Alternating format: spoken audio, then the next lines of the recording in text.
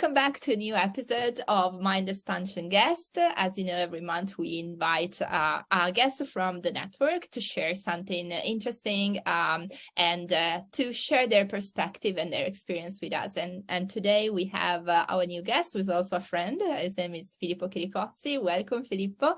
And the topic we decided to cover is definitely something which is within his main area of expertise. And I thought it was nice to have this conversation because this is a very hot topic, I would say. I don't know if you agree, Filippo. There's a lot of like buzz going around, a lot of conversation ranging from super positive to super negative. So it's a good opportunity now to maybe see things in a more like nuanced way and more objective. And I think that you might be the right person for this. So I would like you to introduce the topic, which, spoiler, has to do with NFTs, the Web 3.0, but I would really like to hear it from you. So what would you like to share with the community? First of all, ciao Gioia, ciao everyone, and thank you for having me here. Really a pleasure. Okay, so I'll try to be as easy to understand as possible, okay? And if there's anything that I'm saying that you think is a bit too complex or whatever, just raise your hand or ask me and I will try to explain, okay? No problem. So, okay, of course, this is a very, I would say, interesting topic, but I'm always very keen to speak about that because I found the sweet spot actually when we were studying in the same university, Gioia. So we were doing the same course, and it was back in 2020 when I, for the first time, discovered the NFTs. I, of course, knew previously a bit about crypto because I actually joined the space for the very first time back in 2017, and not as a huge investor, but just, you know, try to chip in to understand how that kind of market moves, because of course everything is related. But I would say that at the beginning of 2020, I discovered the technology that was behind, so the blockchain and everything that comes along with the blockchain. So when I first started purchasing the first NFTs, I recall that they were related to NBA Top Shot. That is a website in which you could buy some, I would say, action figure, no action figures, highlight, let's call it highlight from the NBAs, but based on the blockchain. So it was more or less if you were collecting cards, but instead of collecting cards, you were collecting small videos of importance highlight for the NBA, no? And the NBA lovers, as I do, knows the importance of collecting these kind of things. So when I joined the space, I saw the rise of NFTs mainly as collectibles. So the idea was like being part of something cool, of a specific community or specific niche. So the Web3 started with the NFTs as a really community-driven effort, because a small number of geeks, I would say, wanted to join together by sharing nice PFPs. PFPs means profile pictures. So pictures, images that could be put as a profile on Twitter, on LinkedIn, on Facebook, and of course people could recall, okay, could see, okay, he's part of the gang, he is part of our community. The thing is, you might say, but these are just images. So I right click and then save as image, or just like nice JPEGs. And this was actually my concern at the very beginning. So when I started with NBA Top Shot, on one side, I saw the importance of collectible. I collected a lot of things in my life. On the other side, I said, yeah, but these are just videos. So just like can go on YouTube and see that kind of video. Or maybe I can just like right click an image and see it on Google Images, nothing more, nothing less. The power behind that is once I recognized the importance of digital ownership. That means NFTs are actually the digital ownership of something. That's why a lot of artists decided to move into the space and say, okay, once you own an NFT, you're not just owning a piece of art or a nice image, but you're owning everything that is beside it. So owning the fact that that kind of NFTs is produced from a specific artist. So imagine like owning the original pieces of Leonardo da Vinci back in the days, or Klimt or Picasso or whatever. The difference is that, of course, you have to, we are not witnessing, unfortunately, the activities of people like Picasso or people like Klimt, because of course of their disappearance over time. So we are actually in a world in which we can connect some crypto arts, so art that has been done from specific artists, or in case a museum wants, but this is not the case. I mean, as of now, nothing much has happened of museum that wanted to convert original into digital pieces. But anyhow, if they want, they can try to convert this kind of original pieces into digital one, and so you can own the NFTs that are related, for example, to the Guernica of Picasso. Okay. Moving along from this, let's try to dive deep into the importance of community. That is the speech of today, no? So yes. I try to introduce a little bit that kind of part. At the very beginning, people were just like gathering and understanding each other because maybe they had the same ape image on their Twitter. So the most important collection, probably the one that actually is one of the most important one, is Bored Ape Yacht Club. It's called. So you may have seen these kind of images with this kind of apes with different faces. Do you have any? Do you own any of these? I would love to, but at a certain point, the net worth of these was very high, but unfortunately not. I'm part of other community. Okay.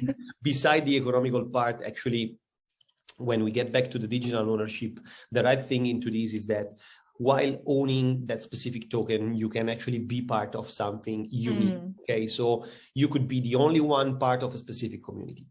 The communities now are not gathering. I mean, they started gathering even in real life. So using a bit of glossary from the Web3, we say ERL, no, in real life. So just like the abbreviation for real life. In real life events, that has become probably the most important ones over time. So like NFT New York, NFT London, these are like huge events in which all the people that are coming from different communities online decide to meet up and share ideas, shake hands, meet in real life, and see, okay, beside that kind of profile picture of Twitter, there's Filippo, there's Gioia, there's whoever. Okay.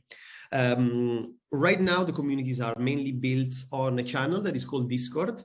Discord actually was a I would say, yeah, a community tool that was used from gamers back in the day. So everyone that was gaming on I don't know, Minecraft or Fortnite, you call whatever, they were used together over there.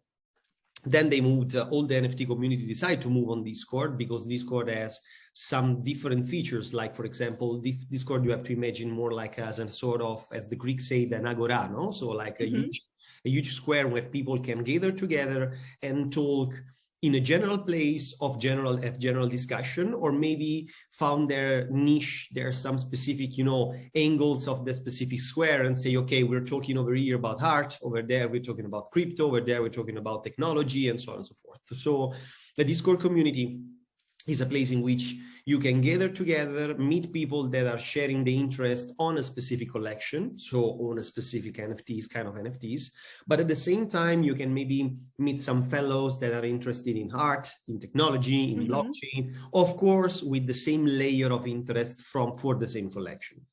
The thing that is acting more, and it's relating to one of the things that I was saying previously, that is digital ownership.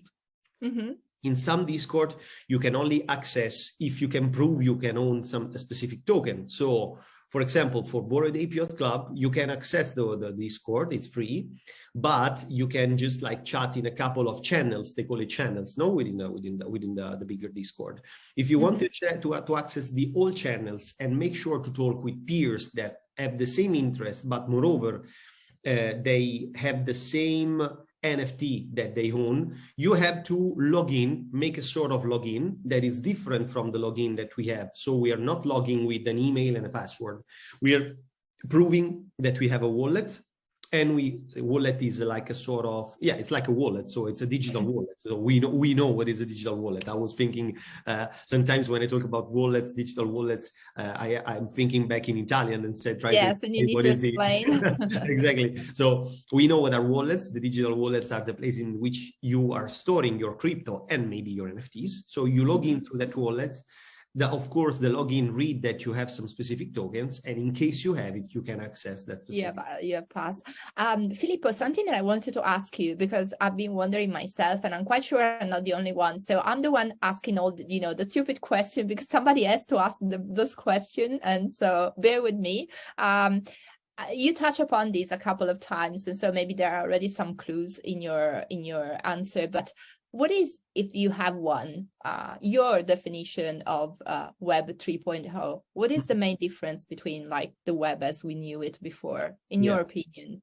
Yeah, I can share with you, I mean, it's not my, I mean, I can tell you my take at the very end, but there's a shared definition that I think that explains the best, the difference between the webs, no? So internet started back in the 60s, and internet was just like a relationship between some nodes, and nodes were just like computers. So the very first example of internet was ARPANET back in the days. That was a project built in the US. It was a military and university research project.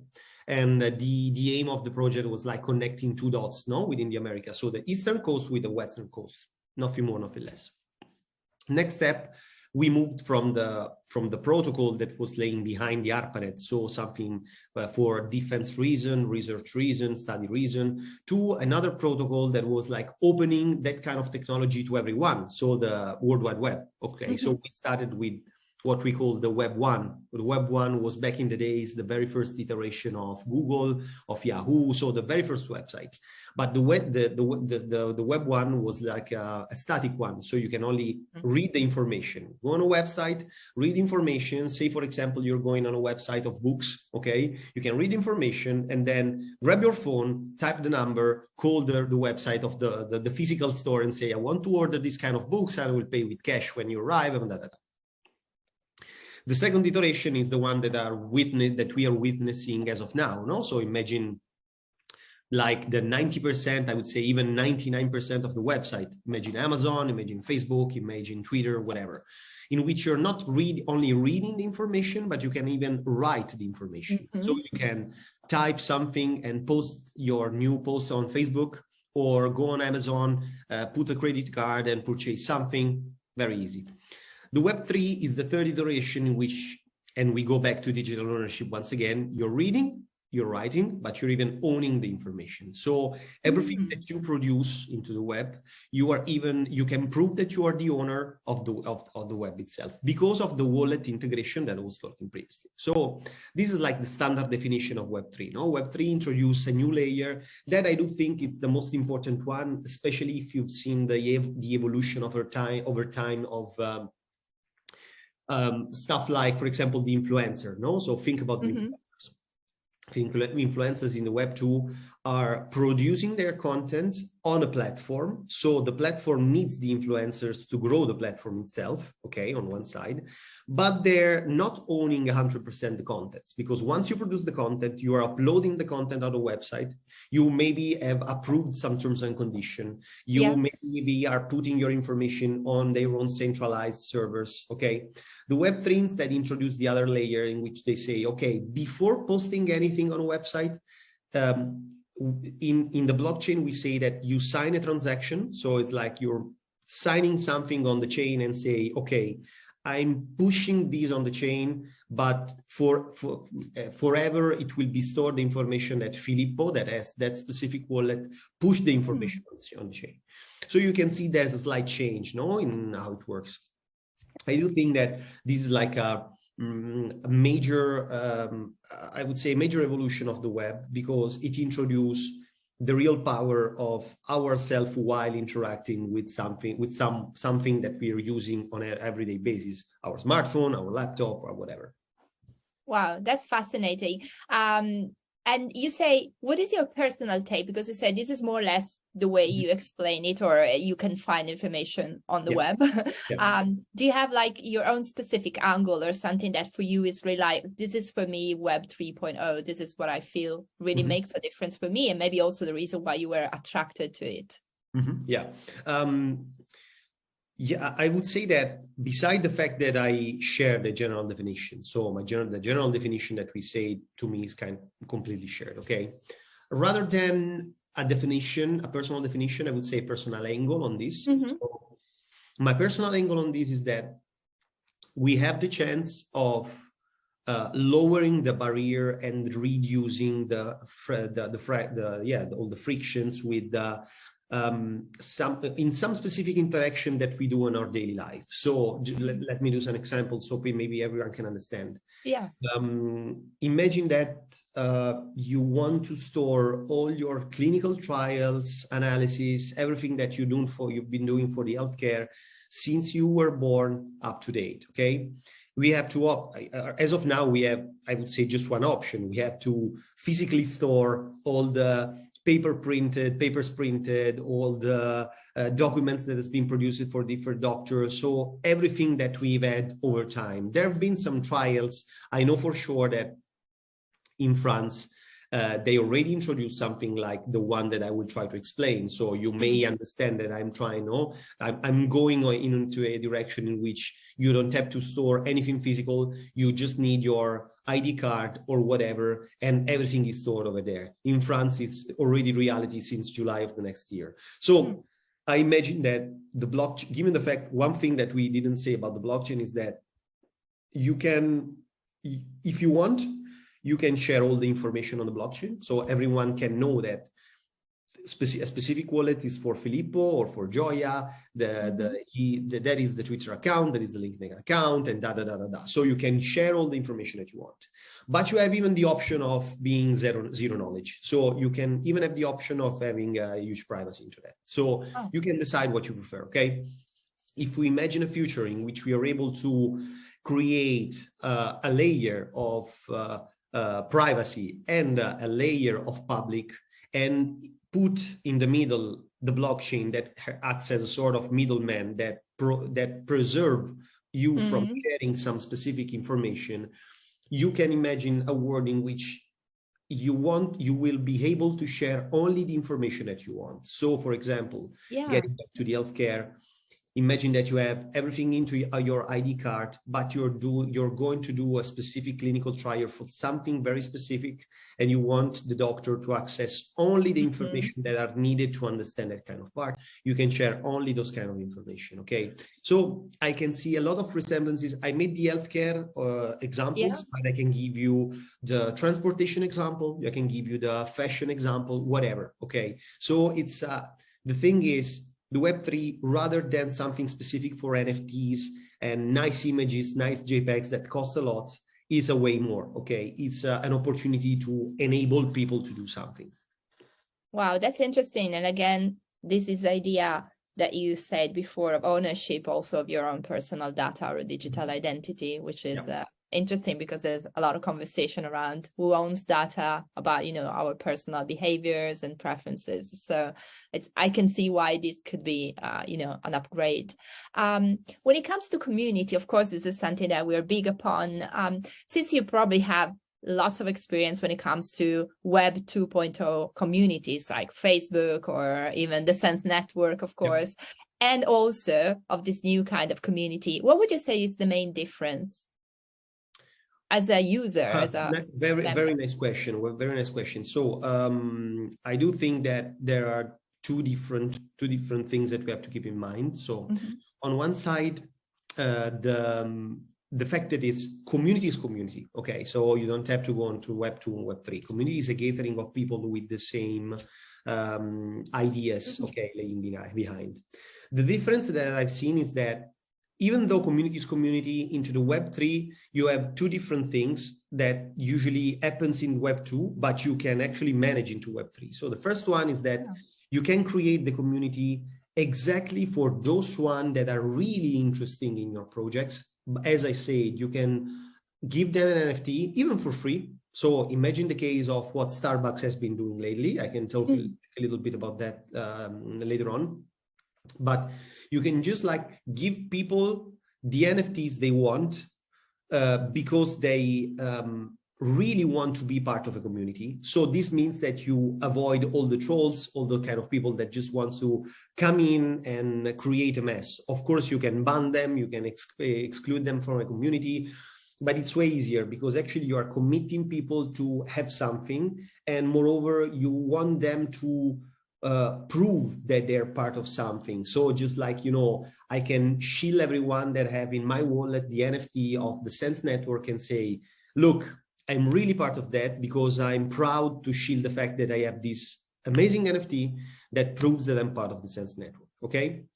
The second thing is that if someone in a community is way more, I would say, engaged, okay, in a Web2 community, you can say, okay, he's way more engaged. I can put him as a moderator, put her as a moderator, okay, of the community itself. So he or she will become the moderator of the community, or maybe become hired from the community itself.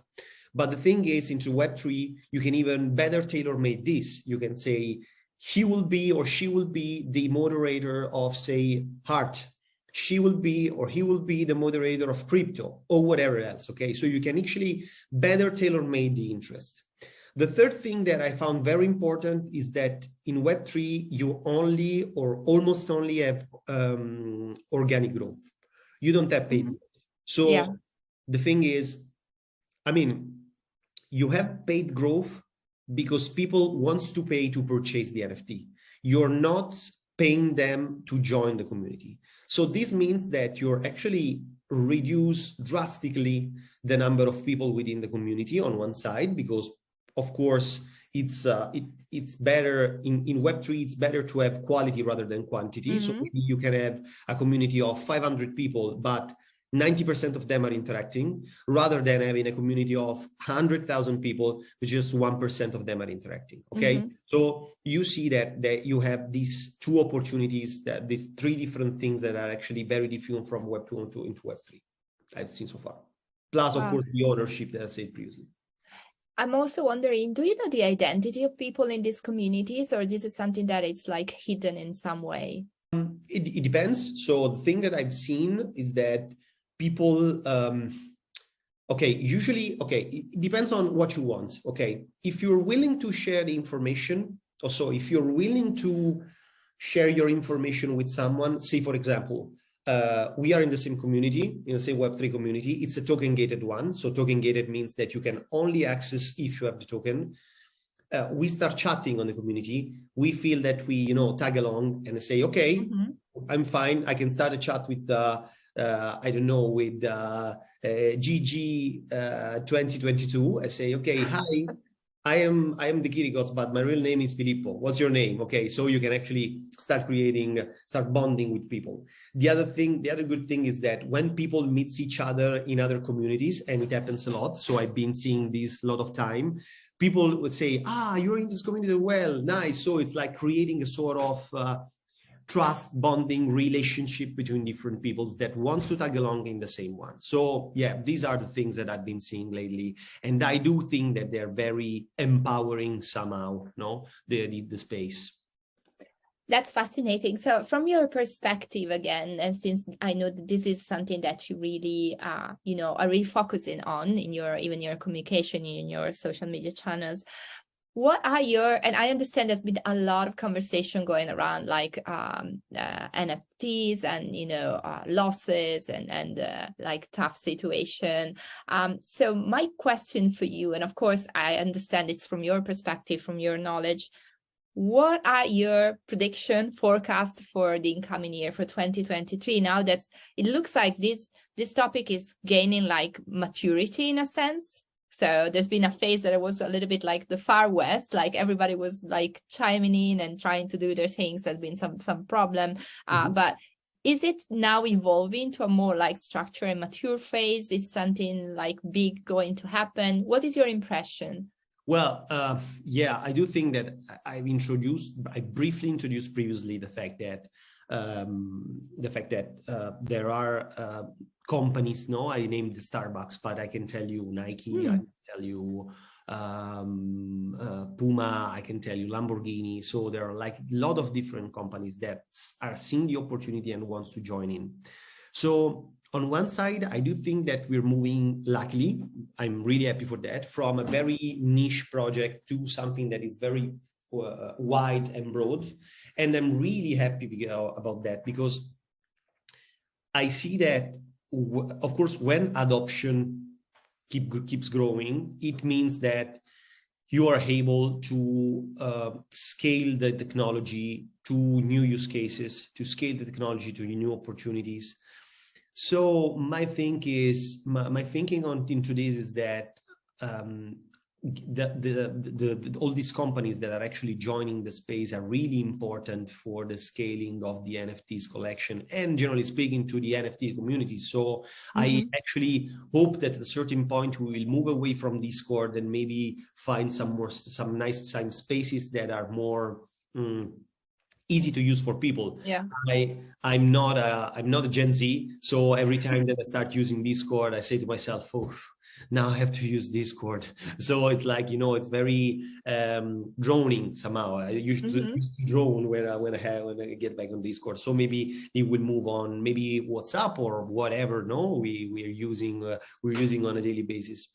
The second thing is that this should be maybe a topic for another dive deep, but the blockchain is based on into different layers. We call it layers. So in 2020, late 2022, I've seen the rise of the layers that are called layer 2 and layer 3. So layers that are easier to use if compared to the layer 1. So just to make an example, Bitcoin, probably I would say that 90% of the people that will listen to this have listened at least one time to Bitcoin. The Bitcoin blockchain is a layer 1. Then there are new blockchain technologies like Polygon, for example, that are safer, and I would say not safer, but easier to use and less expensive, because unfortunately, as of now, using the blockchain means spending a lot of money to interact with the blockchain. So I do think that, I mean, it's right around the corner, this kind of change. Wow, that's fascinating. And yes, I agree with the user experience part, because that's really important and really makes a difference from like the amount of people you can reach and engage. I think it's important to be aware that maybe, and this is something that I see you do a lot in your own spaces, like getting the information right and from reliable sources, like everything on the internet, it's very important to avoid confusion. I was also wondering, is there any overlapping, again, because there's so many new things coming at this point, and I'm wondering whether there is some connection. Is it a kind of ecosystem, like, for instance, when you think about the metaverse, which is another conversation happening, and also since we touch upon like art, that was part of your conversation, what about AI generated art? So are these different worlds talking to each other? Are they in a sense interacting, or are they all separate innovation happening at the same time? What's your opinion on this? I think that as of now, like NFTs and metaverse are starting to interact. I mean, they're interacting a lot. Actually, they're interacting a lot. There are some like metaverse like Sandbox, where all the lands within the metaverse of Sandbox are actually NFTs. So they're very bonded together. But I see that the interaction is growing, and I hope so, because you cannot have one without having the other. So they're intertwined together. First thing. The second one is that the rise of AI. So we're seeing the rise of AI. I'm not a huge fan of AI, but I see the potentiality of AI. I'm not a huge fan because unfortunately, I will see a lot of people that with a very low effort will use AI to build products, but it's part of the technology. So it's like whenever a new technology kicks in, people are reluctant to understand the technology, to dive into the technology. And in this case, my concern is that AI, I'm not reluctant on using. Actually, it's very useful. I've been talking about using the prompt to image back in September. So before everyone were like, everyone were like still focusing on NFTs, I said, but you know that you can create your own collection in like 4 hours by using Midjourney, that is a prompt to image, and using like no-code tools. I'm not a coder, I'm a marketing and sales guy. So as of now, I don't think that they're interacting, but I expect that 2023 will be a huge one for the interaction, because it makes total sense. So you can actually use all the three of them to create something more. So yeah, I think that it will come.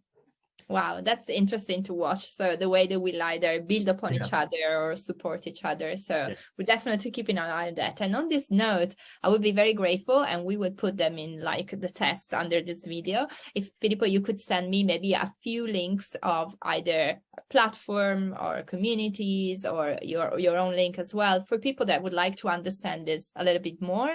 So I have the feeling that it's important not to be completely out of this conversation. Then it depends on everyone. Like you said, I'm a collector, so I was immediately fascinated by the NFTs. So, but I think this is something that it's important to know, even if you don't really want to, actively engage, just to understand what's happening and the evolution of the web and everything that comes with it. So it's been fascinating.